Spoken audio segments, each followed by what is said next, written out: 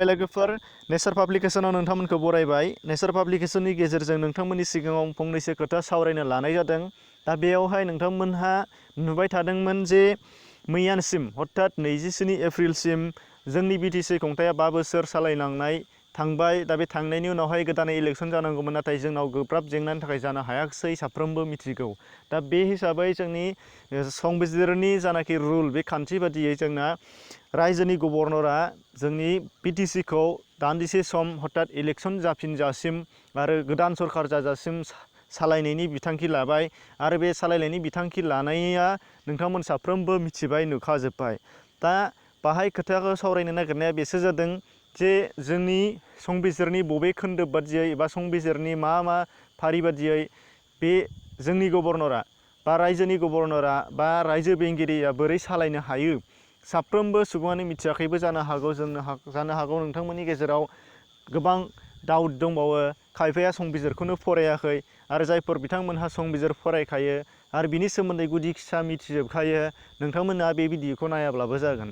आरो जायफोर बिथांमोनहा मिथिया बा मिथिनो लुबैदों, बिथांमोनहा बे भिडिअखौ नायनो हानाय जागोन। दा बेवहाय नोंथांमोननि सिगाङाव आंनि बाथ्रा बुंनाय नङा, नोंथांमोननो आं दिन्थिनोसो लानाय जादों।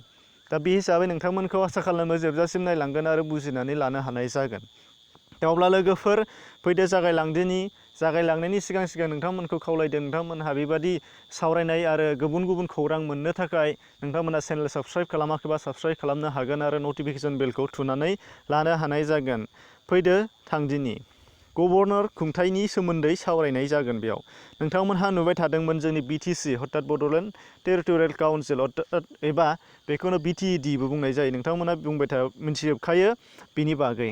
दा फार्स्टआव बुंनानै होग्रोनि जोंनि रायजो बेंगिरि अर्थात गभर्नर प्रफेसर जगदीश मुखी बिथाङा गावनि खान्थि बादियै सालायसिगोन आरो बे सालायनायखौ जोंनि बिटिसिखौ दैदेननायनि बिबान हिसाबै अर्थात एडमिनिस्ट्रेटर हिसाबै जोंनि बिटिसिनि थाखाय राजेश प्रसाद IAS बेखौ सायख'नाय जाबाय होनदों। बिथाङा गावनि पेजनिफ्राय लानाय जादों, बिथांनि पेजनिफ्राय। दा बेखौ दोनथ'नानै नोंथांमोननि सिगाङाव दिन्थिनो लानाया जाहैबाय नैबे संबिजिरनि 6 सिडिउलाव थानाय बे बाथ्राखौ नोंथांमोननि सिगाङाव फोरमायनो नागिरदों। नोंथांमोनहा बे इंराजिनि संबिजिरनि PDF फाइल दंखायो, फ्रियावनो डाउनलड जायो, नोंथांमोनहा डाउनलड खालामनानै लानो हानाय जागोन। बिजाब बायाब्लाबो नोंथांमोनहा दान्दिसे सम नायनो गोसो जादोंब्लाबो डाउनलड खालामनानै नायब्लाबो नुनो मोननाय जागोन इंराजि रावनि 6 सिडिउल अर्थात जोंनि संबिजिरखौ कमप्लिटखौबो नुनो मोनगोन आरो 6 सिडिउलखौल' थख'बो नोंथाङा मोननो हानाय जागोन PDF फाइल। आरो बेखौ नोंथांमोनहा मोनाखैब्ला डिसक्रिपसनाव लिंक दं, नोंथांमोननि सुबिदानि थाखाय डिसक्रिपसनाव थांनानै नायनो हानाय जागोन, डाउनलड खालामनानै लानो हानाय जागोन। दा बे 6 सिडिउला पेज 291 आव दङ। बिनिनो गाहायथाराव मोनसे पेज थाङै नै बाहाय दङ पेराया 6A आव दङ। बाहाय मा लिरनाय दङ बेनि सोमोन्दै आं दा खिन्थागोन। 6A निफ्राय 7 दङ, 7सिम टटेलि बे गासैबो बाथ्राया जोंनि दिनैनि जानाखि सावरायबाय थानाय मुहुर्त बेयाव दङ आरो। दा बेनि अनगायैबो नोंथांमोननि सिगाङाव आं दिन्थिनो लाग्रोदों, नोंथांमोनहा बर'आव राव सोलायखानाय भारतनि संबिजिर बिजाब दङ। नोंथाङा बेखौ बायनानै लानो हानाय जागोन लाइब्रेरियाव। जोबोद खम बेसेननिनो 199 रांनि अर्थात 200 रांनि, थाइसेल' खम। 200 राङा साभाबिक जोंनाव सानफ्रोमबोनि आखाइयाव खरसा जायो। दा बेखौ नाथाय जोङो ओरैबायदि जों भारतनि नोगोर रायज्लायब्लाबो नाथाय जोंनि मानसिफोरा जोङो भारत संबिजिरखौनो फराया, अर्थात जों बायनानै लाया। ओरैबायदि सुबिदा दंबावो बर'आवनो गावनि रावावनो फरायनानै मोननो हानाय। दा बिथां SCS प्रफुल्ल कुमार हाज'वारि सार बिथाङा बेखौ लिरदों। दा नोंथांमोनहा लाइब्रेरियाव बायनानै फरायनानै नोंथांमोनहा गासैखौबो बुजिनो मोनगोन। अब्लाना सोंथि खालामनांगौनि गोनांथि गैया दिनैनि दिनावहाय माब्रै बेबायदि जाखो होननानै। आरो गासैबो बिनि भारतनि खान्थिनि सोमोन्दै नोंथाङा मिथिगोन आरो लासै आगान सुरलांनो हागोन। जाहाथे नोंथांमोनहा संबिजिरखौ मिथियैनि थाखाय बा जों संबिजिरखौ मिथियैनि थाखायनो गोबां सौथुनांगौ जानानै फैयो। दा बिनिफ्राय फैदो गोबाव खालामालासे नोंथांमोननि सिगाङाव दिन्थिनानै होदोनि इंराजिनि 6A आव लिरदोंमोन मा बेखौ बर'आव आङो नोंथांमोननि सिगाङाव दिन्थिनानै होलांदिनि। 6A आव मा लिरनाय दङमोन नायदो। इंराजियाव नोंथांमोनहा नायनो हागोन, बर'आवबो नोंथांमोनहा नायनो हानाय जागोन। बे बिजाबनिफ्राय आं लाना होदों मोननैसो नोंथांमोननि सिगाङाव गोनांथारखौल', गासैखौबो नाथाय दिन्थिनाय जाया, नोंथांमोनहा बायनानै फरायबानो जाबाय अननानै। 6 होनदों नोंथांमोननि थाखाय बर'खौ आं फरायना होदिनि बुजिनायनि थाखाय। फारि 16नि राहा बादियै समनि आगोल बानायनानै थाङाब्ला जिल्ला आफादनि सायख'जानाय सोद्रोमाफ्रा 5 बोसोरनि थाखाय मासियाव थागोन आरो थिसनजानाय सोद्रोमाया रायजोगिरिनि गोसो बादियै मासियाव थागोन। 5 बोसोर समा आफादनि गिबि जथुमनिफ्राय बा साननिफ्राय साननाय जागोन। बे खानानै होनाय 5 बोसोरनि गेजेराव अलखद सम फोसावनानै, नैबेनिफ्राय जोंनो गोनांथारा 5 बोसोर टार्म हिसाबै काउन्सिल खुंथायाव खालि आसाम आरो जोंनि सा सानजानि मोननैसो रायजोनि गेजेरावहाय बेयो जायो। 6 सिडिउला नोंथांमोनहा नुनो मोन्दों, बाहाय गासैखौबो फरायबानो नायबानो नुनो मोननाय जागोन। आङो डाइरेक्टलि खिथानायाव नोंथांमोनहा बुजिया जानो हागौ, गोबां खोथा दङ 6 सिडिउलाव। नोंथांमोनहा डिसक्रिपसनाव लिंक दङ, डाउनलड खालामनानै लाब्लानो जाबाय। खनसे बुंबावदों, दा जोंनि बिटिसि बादि दा अबस्था जानाय समाव हथात 5 बोसोर टार्म थांखांनायनि उनावहाय इलेक्सन गोदानै खुंफुंनो हायै अबस्था, इमारजेन्सि सिटुएसन, हथात गोब्राबथार माखासे अलखद सम जायोब्ला होनदों, 5 बोसोरनि गेजेराव अलखद सम फोसावनानै जाबसिननाय जादोंब्ला, इमारजेन्सि जादोंब्ला, आरो बे समाव बिसायख'थि खुंनाया हाथाव होननानै सानाब्ला, माने खुंनो हायाब्ला, रायजोगिरिया सोद्रोमाफोरनि जोर समखौ खेबसेयाव बोसोरसेनि बारा फेहेरनाय नङा आरो अलखद समखौ बारजासेल' बे जोर समखौ फेहेरनो हागोन। बाहाय बुंनाय जादों, नोंथांमोनहा नायबानो जाबाय, सोद्रोमा सायख'नानै बिथांमोनहा गावनो सरकारा, गभर्नरा थारमाने गभर्नरा गावनो 1 बोसोरसिम बांद्राय एक्सटेनसन खालामनो हाया, 1 बोसोरसिमल' हायो होनदों। जे ओमफ्राय बेनिफ्राय खुंजानाय समसिमल', इलेक्सन गोदान खुंजानाय समसिमल' खालामनो हागोन होनदों। दा जोंनियावबो ओंखायनो 6 दाननि थाखायल' बानायनाय जादों, 6 दाननि थाखायल' जोंनि बिटिसिखौ एक्सटेनसन खालामनाय जादों। आरो बे एक्सटेनसन माने नैबे दा गोदानै इलेक्सन जानांगौनि गेजेरनि समाव गभर्नरा जायखौ सालायगोन बेखौ होननानै नोंथांमोननि सिगाङाव बुंनाय जाबाय। दा बेबादिल' बोसोरसेनि बारहैनो हाया बाराथाराव, नाथाय जोंनियाव 6 दानल' बावदों, बोसोरसेयानो थांबावाखै। दा बेबायदि फेहेरनो हायो होनदों। आरो सोरबा सोद्रोमाया बोहैथि जिल्ला आफादनि लांदां मासिखौ सुफुंदोंब्ला बे सोद्रोमानि जोरसमा बे बोहैथि आफादनि जोरनाय जोबजासिम लोगो लोगो जोबफागोन। आरो बेयाव नोंथांमोननि सिगाङाव सासे बिटिसि एडमिनिस्ट्रेटर, हथात खुंथाय गोहोनि सासे सायख'नानै होदोंब्लाबो बेबो बेखिनि समसिमल', जेसेबांनाखि टार्म दङ बेसिमल'। 6 दान होदोंबा 6 दान, 1 बोसोर होदोंबा बाराथाराव 1 बोसोरसिमाव खुंफुंनो हागोन होनदों। बेनिफ्राय आरो बारा हाला आरो।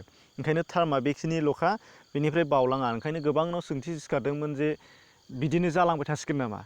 बेनिखायनो गोबां ससियेल मिडियायाव सावरायनायबो नुदों, नोंथाङाबो नुदों जादों, जे बिटिसिया सरकार गैला होननानै खायफाया रंजादों, राजखान्थिनि खोथा हमनानै ला, नाथाय अलखदसो बाहाय जोंनि बर'फोरनि खुंथाय गोहो थाला, बेयो दुखुनांथाव। आरो बे माला जोबगोन जों बुंनो हाया, बेफोरबायदि गोबां कुइसना जादोंमोन। नाथाय नोंथांमोननि सिगाङाव बेहाय संबिजिराव रोखा दंखायो, 1 बोसोर बाराथाराव 1 बोसोरल' हागोन आरो बेनि गेजेरावनो बियो जागोन आरोखि इलेक्सन गोदानै। दा बेबायदि बाहाय नोंथांमोनहा नुनो मोनबाय।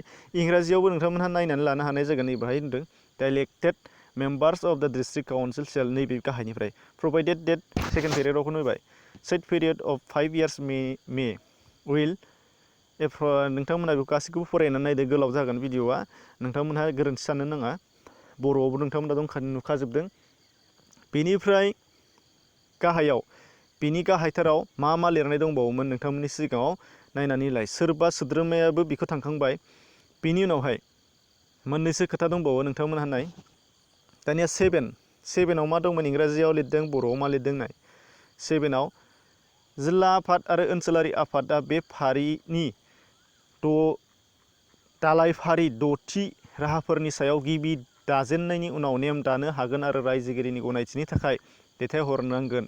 माने रायजो बेंगिरिया, हथात गभर्नरा जायफोर बिथांमोनखौ जाय बिथांखौ बे एडमिनिस्ट्रेसनखौ, हथात बे काउन्सिल खुंथायखौ सालायनो होथ'गोन, दा बिथांमोनहा सालायनायनि माखासे नेमखान्थि दानानै लानो हागोन होनदों। आरो बे दानानै लानो हानाया बेखौ गभर्नरनिसिम दैथायहरनांगोन आरो गभर्नरा गाव गनायथि होब्लासो, एप्रुभ खालामबासो बेयो बाहायजागोन होननानै बुंदों। दा बिनिफ्राय मा खान्थि खालामनो हाथावगौ? बै सायख'जानाय सोद्रोमाया गभर्नरजों सायख'जानाय, सालायनो होजानाय बिबानगिरि, बिथाङा मा खान्थि बाहायनो हागौ नायदो। जिल्ला आरो ओनसोलारि आफादनि सिङाव जायगायारि आफादफोर दानानै होनो हागोननो। आरो बिदि आफादफोरनि हाबाफोर आरो हाबा मावनायनि नेम दानानैबो होनो हागोन होनदों। अब्ला जाय बिथाङा हारसिं मावा गाव दानानै होनो हागोन आरोखि जिल्ला आरो ओनसोलनि आफादनि सिङाव जायगायारि आफादफोर लकेल काउन्सिल एबा बर्डफोर बायदिसिना दानानै होनो हागोन। बिनिफ्राय गाहायाव दङ मोनसेबाव गासैबो जिल्ला एबा ओनसोलखौ खुंनायनि थाखाय नेम दानानै होनो हागोन होनदों। गासैखौबो हारसिं हाया नालाय बेनि थाखायनो बासिनानै गासैबो जिल्ला एबा ओनसोलफोरखौ खुंनायनि नेम दानानै होनो हागोन होनदों। बेनिफ्राय गोजौआव होबोनाय नेमफोरखौ जिल्ला आरो ओनसोलनि आफादफ्रा दानानै होसान्दि बेफोर आयदानि थाखाय रायजोगिरिया दानानै होनाय नेम बादियैनो सोलिनांगोन। आरो जेलाना बिथां सायख'जानाय सोद्रोमाया जुदि दास्लाबनो हायाखै नेमखान्थि दानानै होसान्दियावनो सिगाङाव गोबां सम थायो, बे हिसाबै बे सिगाङाव गभर्नरनि नेम बादियैनो सोलिनांगोन होनदों। दानिया नोंथांमोनहा बुजिनो हाबाय जानो हागौ दि माबोरै गभर्नरा सालायो, हथात मानि थाखाय जोंनि सरकारखौ दोनथ'नानै गभर्नरा लानो गोनां जाखो नोंथांमोनहा नुदों जानो हागौ। आरो बेसेबां सैथो नोंथांमोनहा दा गाव गावनि गोसोआव जुदि सोंनाय जाखांदोंबा, गोबां गोरोन्थिफोर सोंनाय जाखांदोंबा दिनै बुजिनो हाबाय जानो हागौ नोंथांमोनहा। आरो नोंथांमोनखौ ओंखायनो खावलायदों, नोंथांमोनहा दा बेयाव गोबांथार दाब जादों जानो हागौ। आरो आंनि फोरमायनायावबो जुदि नोंथांमोनहा बुजियाखैबो जानो हागौ। आरो बेल' नङा, गासैबो खोथाफोरखौ नोंथांमोनहा जुदि बुजिनो मोनाखैबा नोंथांमोनहा बिजाबनि हेफाजाब लानो हागोन। आरो नोंथांमोनहा कनस्टिटिउसननि इंराजि PDF फाइल नोंथांमोनहा बेखौ लानो हागोन। आरो PDF फाइलखौ नोंथांमोनहा जुदि फ्रायानो बुजिया, नों इंराजिखौ बुजिया, बेनि थाखायनो नोंथांमोननि थाखाय बर' बिजाबखौबो आं दिन्थिनानै होबाय। बे बर' बिजाबखौ नोंथांमोनहा इजिलि गोरलैयैनो फरायनानै बुजिजोबनो हानाय जागोन। बेनि थाखायनो नोंथांमोनखौ बिजाबखौ बायनानै लानो थाखाय खावलायहरनाय जाबाय। आरो गासैखौबो नोंथांमोनहा फरायनानै बुजिगोन होननानै आसा थाबाय। दा नोंथांमोननि थाखाय रग' रग' होखादों, स्क्रिनशट खालामनानैबो नोंथांमोनहा बे ससेखिनिखौ फरायनानै बुजिनो हानाय जागोन। बे मोनसे आरो नैबे मोनसेल' दंखायो नोंथांमोननि थाखाय, बेखौ नोंथांमोनहा स्क्रिनशट खालामनानैबो फरायनो हानाय जागोन। दा मोनसे लास्टआव खोथा खिन्थानो साननाया बेनो जाहैबाय, नोंथांमोनहा बिजाबखौ बबेयाव मोनो, बबेयाव माया, बबे लाइब्रेरियाव मोनो, बेखौ निस्सय नोंथांमोननि गोसोआव जाखांगोन आरो नोंथांमोनहा कमेन्ट खालामहरगोन।